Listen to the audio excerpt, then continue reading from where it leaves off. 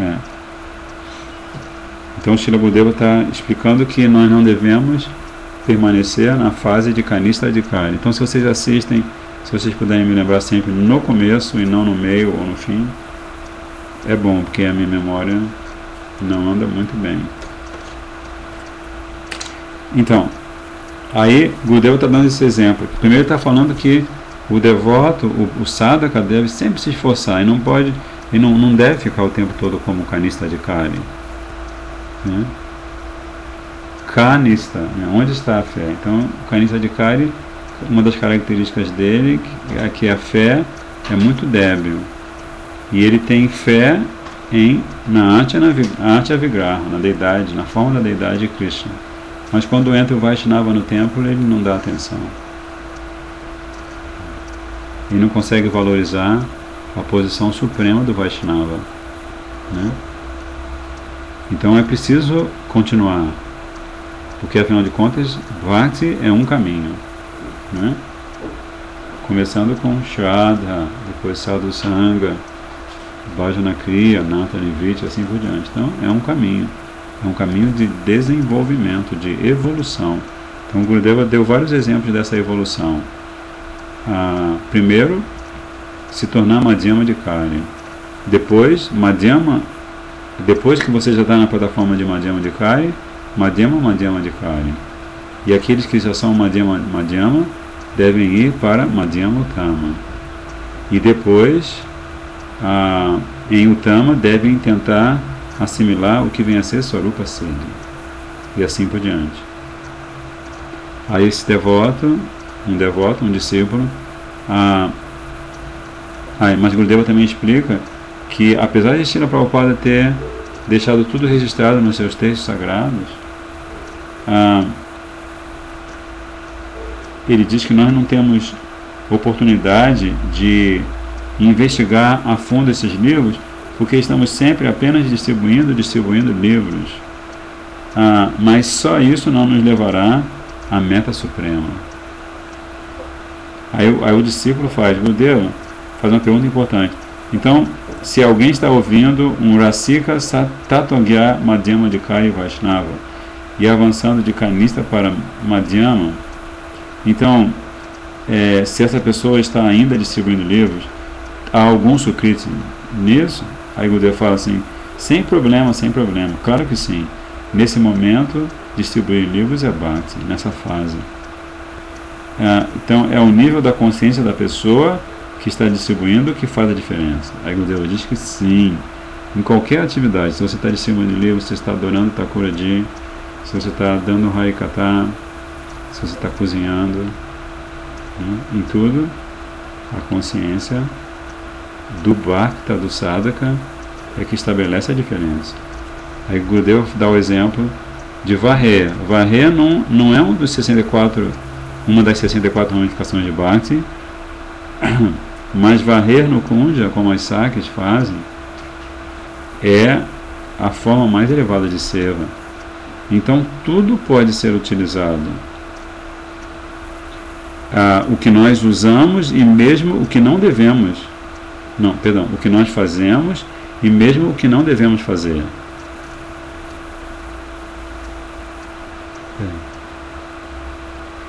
A certas vezes, o disparate das pessoas mundanas, quando feito por um devoto, pode ser o serviço mais elevado a Krishna. Mas depende da fase em que estamos. Por isso, eu acho que um exemplo que pode ser dado aqui é, por exemplo, mutilação, né? Às vezes, pessoas mundanas ficam tão aflitas, ficam tão, como se diz, desesperadas, desesperançosas, que elas são capazes de mutilar o próprio corpo. Mutilação. Então isso é um disparate, né? Porque o corpo não pertence a essa pessoa. Como é que ela vai mutilar o corpo? Mas Bilva manda outra coisa. Ele, quando sentiu atração por aquela Brahmani, ele pediu 2 grampos, ele pediu o grampo para ele furar os próprios olhos. né? Mas ele é um devoto. E a partir do momento que ele faz isso, a próxima etapa da vida espiritual dele, ele está completamente absorto em Manasiseva. Ele é guiado pelo próprio Krishna para Vrindavan, né? Depois que ele faz isso. Bilva Mangatakam. E as canções que ele compõe, os textos sagrados que ele deixa são os mais nectários. Né? Então precisamos chegar à fase de Madhyamadikari, e de Madhyamadikari precisamos chegar à fase de Uttamadikari. Swami Maharaj não diz que devemos permanecer canista de Karis para sempre. É preciso fazer certo esforço.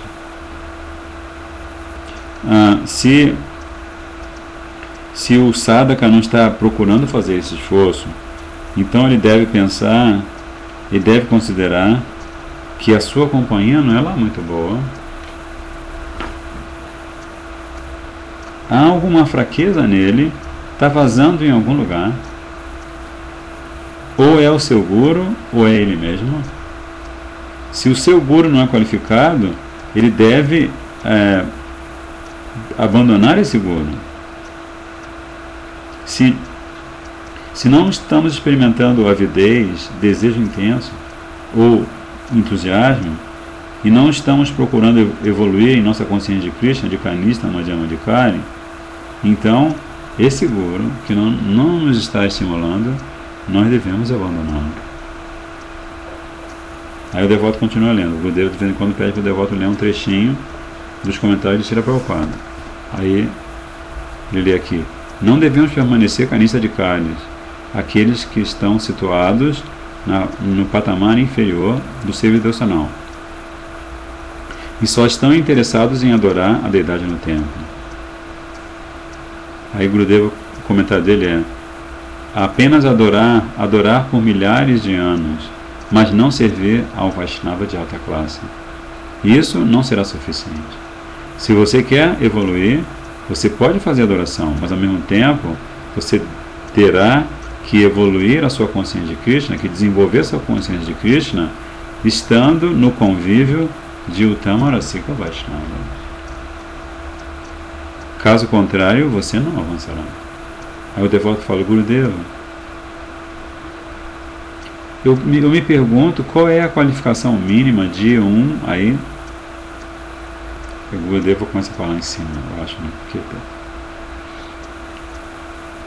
aí Gurudeva diz: você deve ouvir todas essas coisas e aos poucos todas as suas perguntas serão resolvidas. Então o Gurudeva está dando uma orientação importante, né? Às vezes nós estamos no meio do Harikatha e surgem dúvidas. E às vezes literalmente alguém levanta a mão no meio do Harikatha, interrompe o sadhu, né? Ou interrompe o seu irmão espiritual, porque tem uma dúvida. Mas o Gurudeva está falando que, à medida que a gente for ouvindo, essas perguntas aos poucos serão resolvidas. Mas ouçam com toda a paciência e profundamente. Shushrushubhi, né? Como o Sripad Maharaj deu uma palestra muito linda sobre esse verso do Srimad Bhagavatam, né? Shushrushubhi, que assim, o ouvir deve ser um ouvir qualificado, né? Em que existe concentração, né? Existe atenção no raciocínio do sadhu ou do palestrante, né? E se surge alguma dúvida, pode anotar, mas continua prestando atenção. Se não consegue seguir a linha de raciocínio, anota: eu não consegui seguir a linha de raciocínio aqui, né? Às vezes porque eu não tenho noção de uma palavra em sânscrito, né? Ou às vezes porque eu fiquei distraído durante 3 frases e depois perdi o fio da meada, né? Então ouvir com atenção. Procure absorver-se numa só coisa. Então se o sadhu está dando Harikatha, não permita que a sua mente o leve para outros recantos do planeta, né? Ou muito menos para o campo dos seus desejos, né? Aí ele fala assim: não deixe sua mente se voltar para outros assuntos. Você deve procurar ficar absorto no que está fazendo agora. Está cantando Hare Krishna, então não faça japa social. Está ouvindo Hare Katha, não fica olhando para todos os devotos e devotas para ver quem entra, quem sai, quem está dormindo, quem é bonito, quem é feio, né? Se concentra no sadhu. Concentre-se numa coisa, apenas numa coisa. E aqui no meu caso, concentre-se no que eu estou lhe dando, no que Swamiji está dizendo. Não saia da linha. Procure compreender essas palavras, o significado profundo das declarações de Swamiji e o seu humor, e assim você poderá evoluir, né? Então Srila Gurudeva, ele está não apenas ensinando os segredos de bhajan, de como glorificar o Vaishnava, de como identificar o Vaishnava, Kanista, Madhyama, Uttama, Uttama, Uttama, Kanista, Uttama, como identificar o Vaishnava, né? Ele não está ensinando só esses segredos, mas ele também está ensinando que postura a gente deve ter para se aproximar do segredo, né? O tempo todo. Aí ele pede para o devoto continuar lendo, o devoto lê assim: uma pessoa que está ocupada com toda a fé na adoração à deidade do templo, mas não sabe como se comportar em relação aos devotos ou às pessoas em geral, chama-se Prakrita Bhakta, ou Kanista Adhikari. Aí Gurudeva diz assim: vocês devem saber o que vem a ser Kanista Adhikari. E aí vocês tragam sua mão aqui, tragam sua mão até aqui, assim, tocando no coração. E Gurudeva aponta para o coração. Tragam sua mão até aqui e jurem por vocês mesmos. Tragam sua mão aqui no coração, sintam o seu coração e julguem vocês mesmos, por vocês mesmos, o adhikara, o nível de qualificação que vocês têm, em que fase vocês estão. É fácil vocês julgarem isto por si mesmos. Caso contrário, não poderão evoluir. E depois procurem evoluir. Quem é Kanista Adhikari? Aquele que não convive com nenhum Vaishnava avançado e que só está ali adorando a deidade, pode avançar, que é mais avançado do que todos os demais.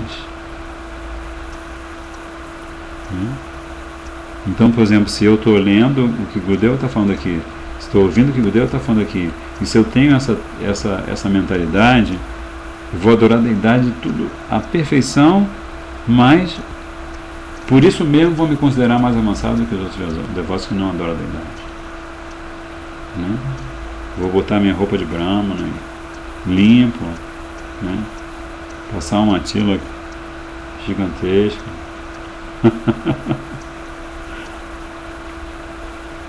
fazer vários mudras quando entra no templo, no altar, né? Um monte de mudrinhos assim. Mas entra o sadhu, eu ofereço o boga para a deidade, eu sento na frente do sadhu e começo a dormir. Então, se eu estou ouvindo isso, se eu estou lendo isso, e se eu estou fazendo o que Gurudeva está descrevendo, então com certeza eu sou um Kanista Adhikari. Se nem isso eu estou fazendo, eu sou um Adhama, né? Como Madhurya Kandamini analisa, né? O Adhama é alguém que está tentando chegar à posição de Kanista Adhikari, né? Se alguém vier e der muita doação para a deidade, o Pujari poderá pensar assim: se eu não honrar essa pessoa, ela talvez saia daqui sem dar dinheiro, por isso devo honrá-la. Então, ele vai aceitar a guirlanda de Thakurji.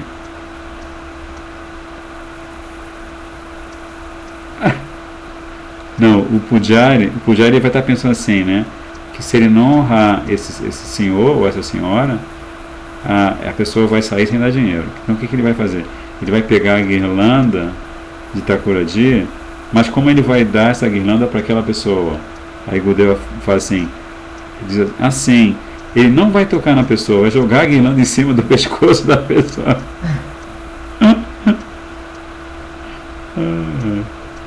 Se você for ao Bihariji, Banki Bihariji Mandir, ou qualquer outro mandir em Vrindavan, onde todos os Goswamis são canistas de caris, o Gurudeva que está falando, né? Vocês vão perceber que eles atiram, mesmo nos devotos que são Uttama Mahabhagavata, eles atiram as guirlandas assim. Se Shukadeva Goswami aparecer ali, se Narada Muni aparecer ali, eles vão atirar a guirlanda dessa maneira. Porque eles não sabem de nada. Eles pensam, eles pensam assim, essa deidade não é minha.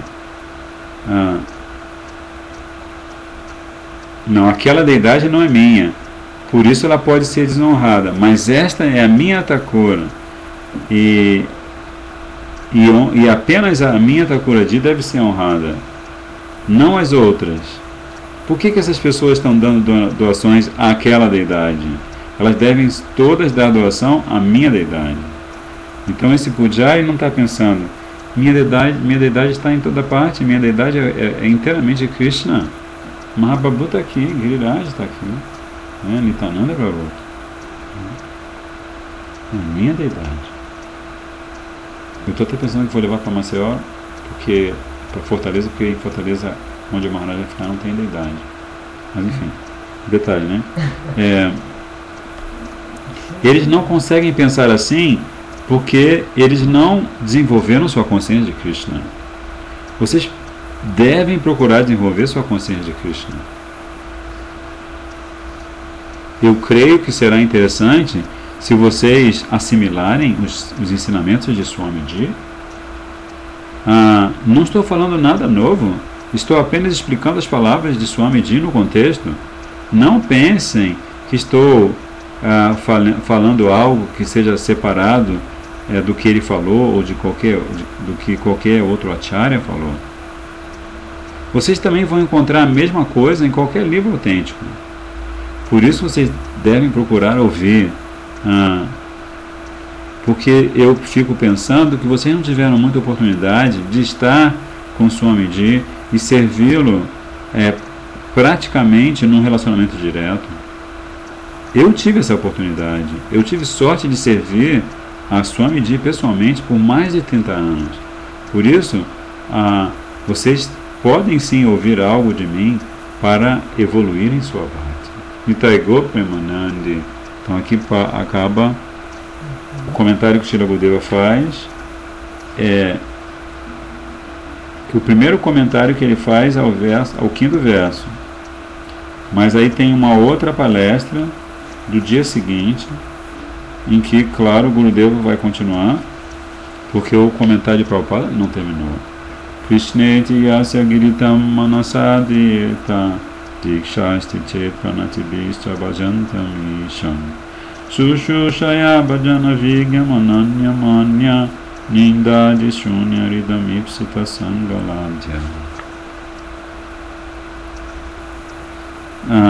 Quais são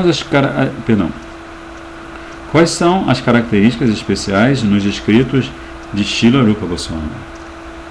O Gurudeva faz essa pergunta a um devoto. E o devoto responde. Srila Rupa Goswami entendeu na sua inteireza o humor e o desejo internos de Shri Chaitanya Mahaprabhu e o desejo, de saborear os humores de Srimati Radhika. E os escritos de Srila Rupa Goswami expressam especificamente todos esses passatempos de Radha e Krishna. Ele elaborou seu raciocínio em cima do que estava no Srimad Bhagavatam e expandiu esse conteúdo com as suas próprias compreensões internas, suas próprias percepções internas, e também apresentou ao mundo a ciência de Bhakti Rasa. ele forneceu todos os ingredientes que os devotos, de que os devotos precisam para se aprofundar na experiência desta Bhakti Rasa. Então o Gurudeva falou de algumas coisas, né? Não, o discípulo falou, e o Gurudeva falou assim, muito bem, ótimo, como você falou. Então o discípulo falou que Rupa Goswami Pad, a gente fala Shri Chaitanya Manobhistam Stapitam Jena Bhutale Swayam Rupa Padamaham Dadati Swapadam Chitam, que Rupa Goswami e mais raros Gora Bhattas, né, tiveram essa misericórdia especial de entender por completo o que se passava no íntimo de Mahaprabhu e qual era o seu desejo, que era de saborear os humores de Srimati Radhika. Kanti e Bhava aparecem com a tez de Srimati Radhika e para experimentar o Bhava de Srimati Radhika, especialmente sentindo saudade de Krishna, né? E ele também, por conta desse desejo e desse humor de Shri Chaitanya Prabhu, Rupa Goswami também expressa especificamente todos os passatempos de Radha Krishna, né? O Jwala Nilamani, né? Lalita Madhava, Vidagda Madhava, né? Também tem o belíssimo, que está sendo traduzido agora, qual é? Utkalika Valani. Está no processo de posição Utkalika Valani. Orações lindíssimas que Rupa Goswami Pada no humor de Rupa Manjari faz aos pés de lótus de cada um dos habitantes de Braja, para que ele, na sua Siddha Swarupa, na sua forma eterna e perfeita, possa servir ao casal divino, né? Então ele revela esses passatempos de Radha Krishna e também ele expande o conteúdo esotérico do Srimad Bhagavatam por conta da própria percepção que ele tem do seu íntimo, né? E claro que ele também apresenta Bhakti Rasamrita Sindhu, a ciência de Bhakti Rasa, a ciência que ensina como nós podemos mergulhar nesse Sindhu, nesse oceano sem fim da doçura dos relacionamentos amorosos entre Krishna e seus companheiros eternos, e entre Krishna e aquele que alcança Siddha, né? Que alcança a perfeição pela prática de sadhana. Então, assim, é como se ele colocasse sobre a mesa da cozinha da experiência do devoto todos os ingredientes. E ele também ele vai não só deixar sobre a mesa da cozinha da experiência desse Vaishnava, dessa Vaishnavi, os ingredientes, mas também ele vai ensinar as receitas. Que dose disso, que dose daquilo, né? Aí Gurudeva fala, ótimo que você falou. Mas por causa do meu pobre fundo de conhecimento de inglês, mas por causa do meu parco conhecimento de inglês, eu não expressei a minha intenção verdadeira na minha pergunta. Então o Gurudeva se deu conta de que o devoto respondeu em cima da maneira como ele perguntou, embora ele quisesse dizer outra coisa. O que eu quero expressar é que qualquer coisa que Rupa Goswami tenha escrito, sim, primeiro ele praticou ele próprio e depois ele absorveu o conteúdo daquela prática, né? Então, assim, ele quer dizer que Rupa Goswami Pada não escreve nada como um intelectual árido que estuda e memoriza conhecimento e escreve livros, às vezes, ensaios e tudo, com esse conhecimento memorizado, mas não com o conhecimento vivenciado, um vijnana, né? Ele não escreveu nada que não tenha praticado, que não tenha assimilado plenamente e não tenha consolidado na sua vida.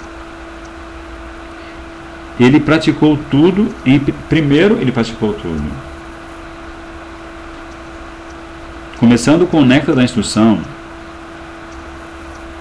Vajrayoga, depois de Bhakti Rasamrita Sindhu Jayanamani, ele praticou tudo em sua vida da forma perfeita. Em seguida, depois de vivenciar a verdade, né, de experimentar a verdade, ele escreveu seus livros. Mas conosco não acontece a mesma coisa. Você pode dizer, pela sua própria compreensão, que o nome de Krishna e Krishna são a mesma coisa? Você pode repetir isso que nem um papagaio, mas você pode dizer do fundo do seu coração que de repente você estava cantando japa um dia, ou preparando um alimento para Radha Krishna na cozinha, e de repente você teve darshan de Nama Prabhu. Você pode dizer que teve darshan de Nama Prabhu? Então o que Gurudeva está dizendo? Cantando o santo nome de Krishna, você será feliz nesta vida e nas vidas futuras. Mas você está praticando isso e assimilando isso. Mesmo assim, e todavia você quer escrever livros, tantos volumes, volumes e volumes. Por exemplo, considerem os 5 Pandavas e os 100 filhos de Dhritarashtra, Duryodhana e todos os demais.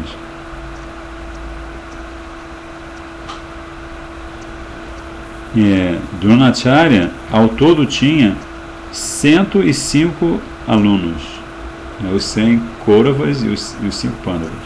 Dronacharya era tão qualificado na arte do arco e também em todos os Shastras, Vedas, Upanishads.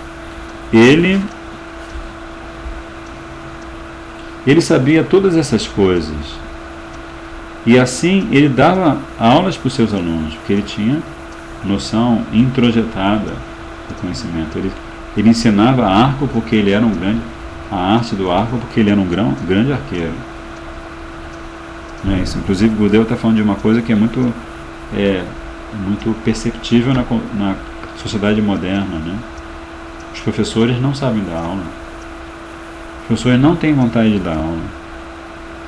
Você vai encontrar muitos professores que estão naquela posição porque foi a única oportunidade que eles tiveram de passar num concurso ou alguma coisa assim, né?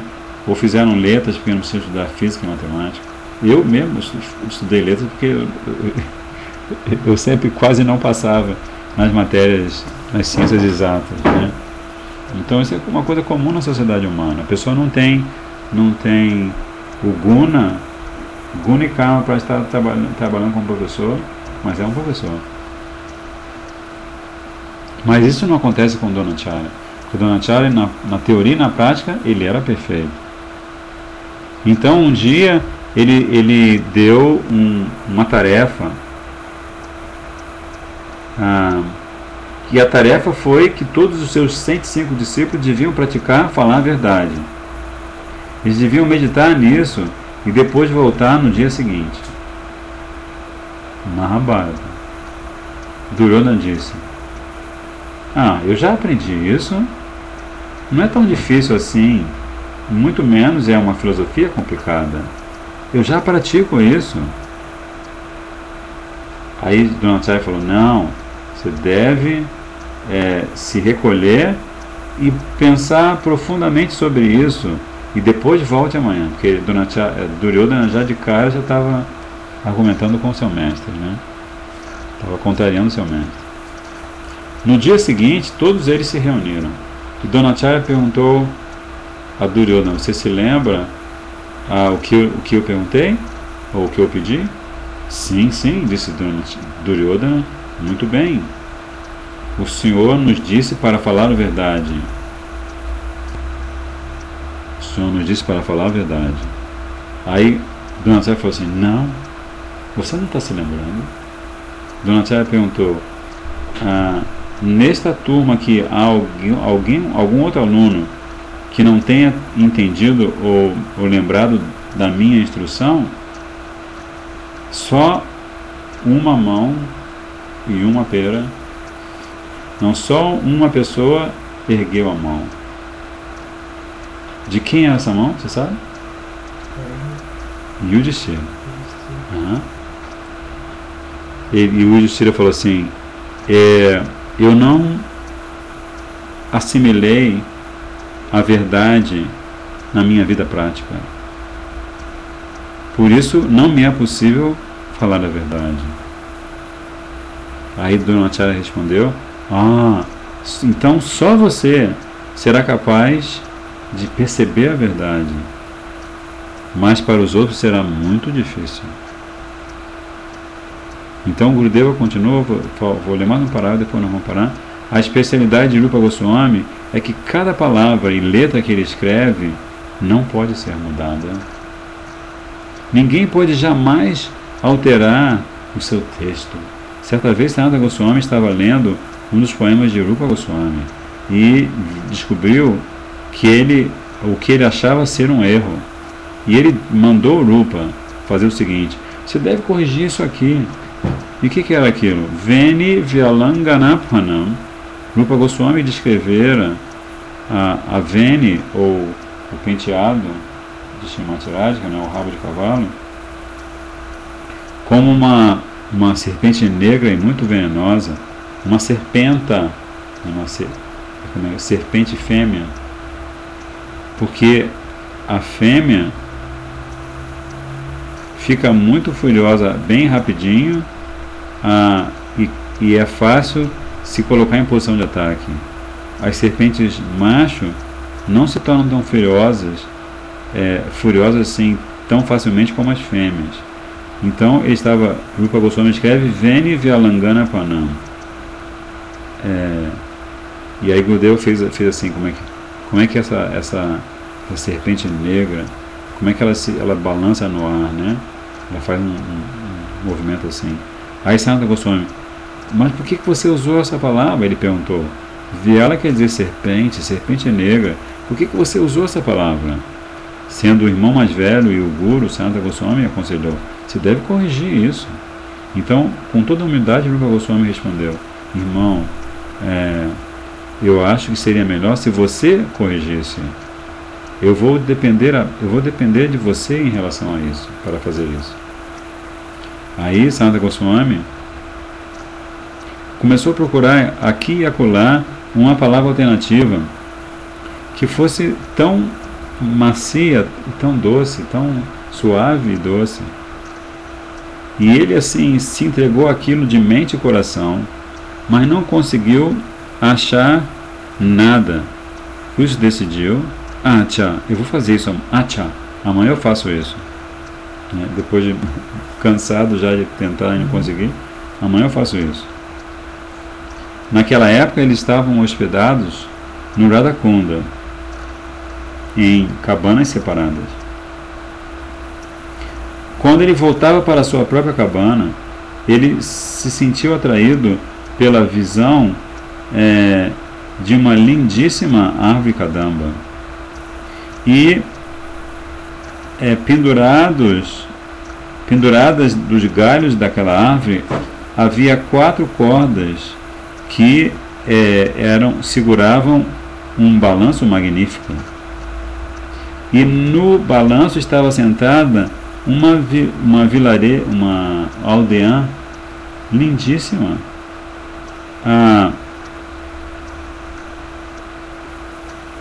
Mas para ser uma menina indiana, ela não era tão extraordinária. E algumas outras meninas estavam cantando uma doce canção e empurrando o balanço. À distância, Sanatana Goswami viu que havia algumas serpentes fêmeas muito venenosas que se mexiam assim, daqui para lá, no ar, por trás da cabeça daquela mocinha. E a parte de baixo do rabo de cabelo dela também se mexia. E ele assim, que ele viu aquilo, né? Então ele correu na direção dela, chamando assim, ei Lali, Lali, Lali. Lali significa filha querida. Oh Lali, as serpentes estão no seu cabelo, tenha cuidado. E aí ele pegou o seu latia, o seu cajado, para tirar essa serpente. Mas quando ele se aproximou mais, a mocinha sorriu e de repente desapareceu com todas as suas sacas e tudo mais. A mocinha era a própria Shrimati Radha. Apenas então o que estava ali era só a árvore, não tinha balanço, nada mais. Apenas então ele se deu conta de que Rupa Goswami, tendo tido a mesma visão, escrevera a verdade completa, a verdade plena. Não havia nenhuma outra palavra ou sequer uma letra que pudesse corrigir aquilo. A sua obra era como é, assim como Gita com mulher. Ele tinha praticado e tinha introjetado, vivenciado. Né? Então, assim, o Gurudev falando sobre como você vai, e o Gurudev está falando sobre tudo isso para mostrar como é importante você se esforçar para evoluir, né? E como é importante você mesmo fazer a sua investigação íntima, né? Como Srila Siddhar Maharaj também, ele sempre incentivava os discípulos a ter um diário e todo dia à noite antes de dormir escrever: ó Gopal Dil, ó Radha Madhava Dil, hoje a minha japa foi terrível, hoje eu briguei com todos os devotos, ofendi todos, comi boga na rua. Fazer um diário assim como Srila Govinda Maharaj. Eu acho que o diário dele já foi publicado, no diário que ele escreveu pela maior parte da vida dele, que ele escrevia todo dia, ele escrevia para Gopal Dil. Nada ele deixava de contar para Gopal Dil, né? E também para o seu guru dele, seu Diksha Guru e Shiksha Guru. Hare Krishna, Krishna Krishna, Hare Hare, Hare Rama, Rama Rama, Hare Hare. Desculpa. Hare Krishna, Krishna Krishna, Hare Hare, Hare Rama, Rama Rama, Hare Hare. Jaya Sachidananda, Jaya Gaura Hari, Sachidananda, Jaya Gaura Hari, Sachidananda, Jaya Gaura Hari, Sachidananda, Jaya Gaura Hari. Jai Shri Prabhupada Patitapam ki Jai, Shri Gurudeva Patitapam ki Jai, Vanchakalpatarubhascha Vaishnava Kripa Sindhubhyo Vacha, Pachitanam Pavanebhyo Vaishnavebhyo Namo Namaha. Dandavad Pranam, Jai Shri Radhe, Gaura Bhakta Vrinda ki Jai.